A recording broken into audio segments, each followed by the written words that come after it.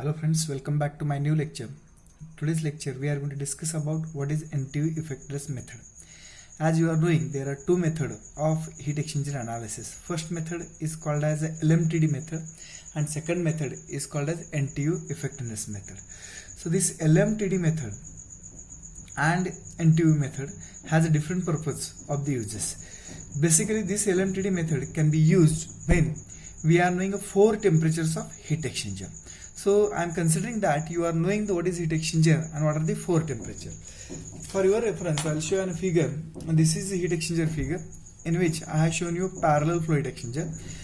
This is the cold side fluid entry, so cold fluid inlet and cold fluid exit. This is the hot side entry, hot fluid inlet and hot fluid outlet.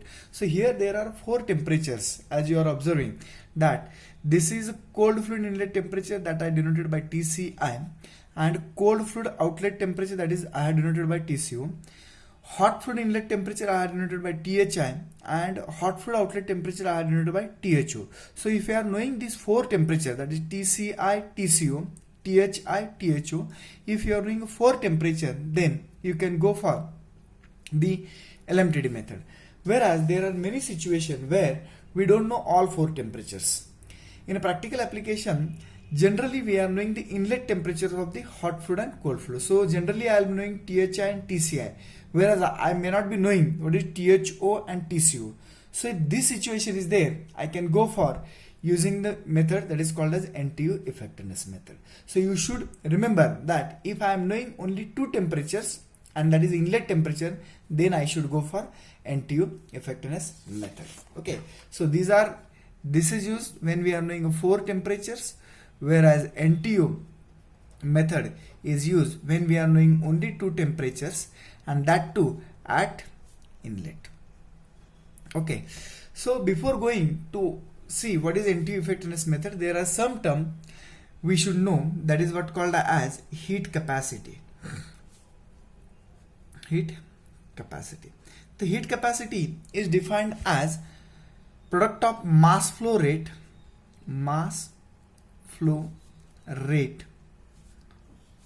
to specific heat,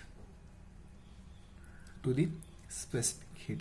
Generally, if I write in the form of equation, the heat capacity generally I am going to denote as capital C, this is capital C, is equal to mass flow rate I denote by small m, and specific heat I am going to denote by small c.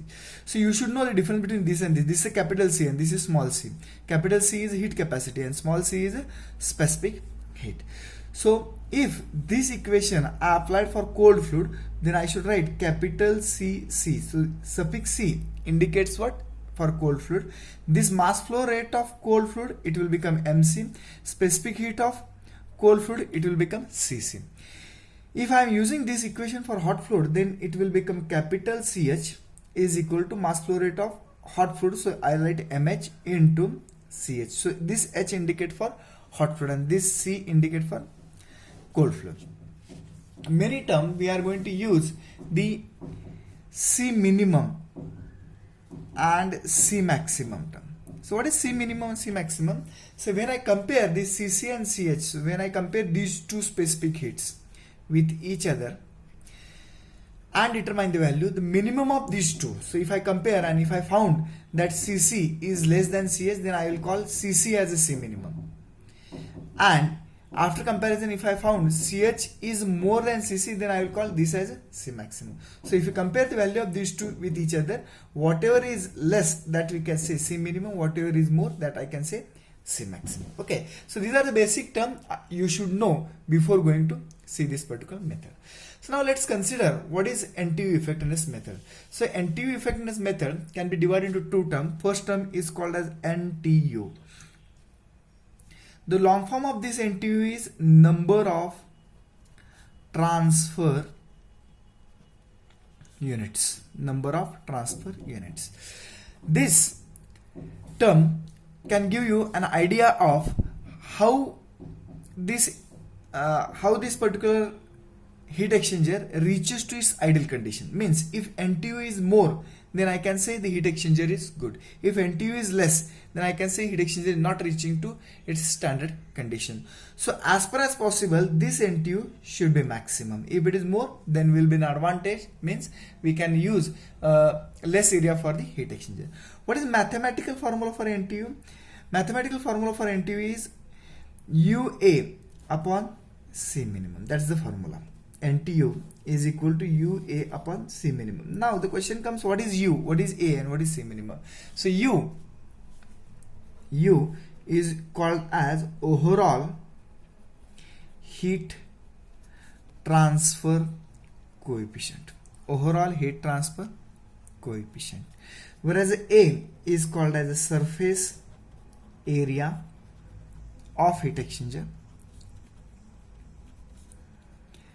And just now we have seen that what is C minimum. So C minimum is minimum of CC and CH. So whatever is lower, that we are going to consider. Okay, so these are the terms. NTU is equal to UA upon C minimum. U is overall heat transfer coefficient. It's very similar to heat transfer coefficient. Generally heat transfer coefficient we denote by H. We denote by H in convection mode. But when I write U, that's overall, and this is by considering a conduction as well as convection mode. So that's why it's called as overall heat transfer. A is a surface area of heat exchanger. C minimum is minimum of CH, CC and CH. So if I take a ratio, then it's called as NTU. That's what number of transfer unit. And as I told you, this should be as possible as maximum. So this is NTU. Now let's see what is meant by effectiveness. Because the method name is called as NTU effectiveness, so I should know what is effectiveness also. So effectiveness, this effectiveness term is generally denoted by epsilon, which is nothing but actual heat transfer in heat exchanger divided by maximum possible heat transfer. So this is Q actual heat transfer, and this is maximum possible heat transfer in the heat exchanger.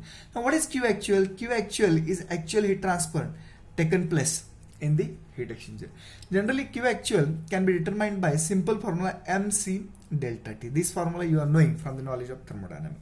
What is M? M is mass flow rate, C is the specific heat, and temperature difference. If I apply this for cold fluid, then for cold fluid this formula will become, this is MC, this M is mass flow rate, and when I apply for cold fluid it will become MC. Specific heat of cold fluid is CC, and difference in the temperature of cold fluid, and that I can write as a TCO minus TCM. This difference always I require a positive, and that's why I have written the higher temperature minus lower temperature, because for the cold fluid if you compare exit temperature and inlet temperature, so exit temperature will be always higher or outlet temperature will be always higher, and that's why I have written TCO minus TCI. If I write TCI minus TCO, then it will be negative, and negative we are not going to consider. So always temperature difference I have to put positive. And if I replace this term by the heat capacity, so the equation will become Q actual is nothing but CC TCO minus TCI. So CC is what? Heat capacity for the cold fluid. Similar equation I can write for hot fluid. So as above, I can write for hot fluid as a CH. What is CH? Heat capacity for hot fluid. Temperature difference for hot fluid. Temperature difference for hot fluid I am going to write as THI minus THO.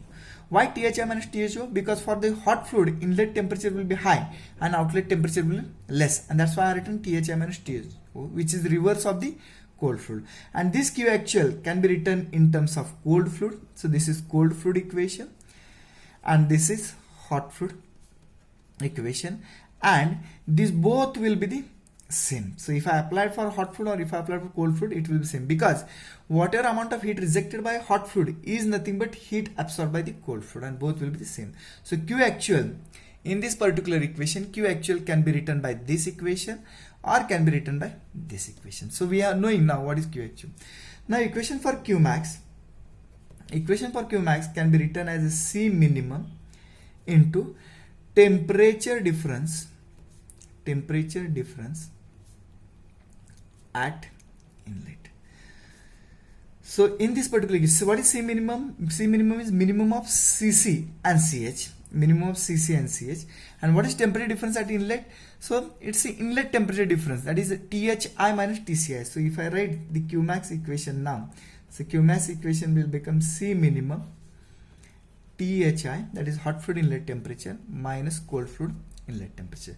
So we got these two equations for actual heat transfer, and we got this equation for the maximum heat transfer. So if I consider this is equation number 1 and this is the equation number 2, by considering these two equations, or by putting these two equations in, let's consider this equation A, what will get an effectiveness? Effectiveness is equal to, rather than Q actual, I can put now this as Cc Tco minus Tci divided by, what is Qmax? Qmax is nothing but C minimum of Thi minus Tci. This will be the, by considering cold fluid. If I consider for hot fluid, so for hot fluid it will become, rather than Cc, I am going to write now Ch, this equation now, Thi minus Tho divided by, this equation is not going to be changed. So C minimum Thi minus Tci. Okay, so this equation will give you effectiveness. So we have seen now there are two terms, that is NTU and effectiveness. What is NTU? That already we have discussed, that this NTU is UA by C minimum. And what is effectiveness? Effectiveness is this one, which is Q actual by Q max, Okay, so by considering these two, by using NTU and effectiveness, these two terms we can use this NTU and effectiveness, both term,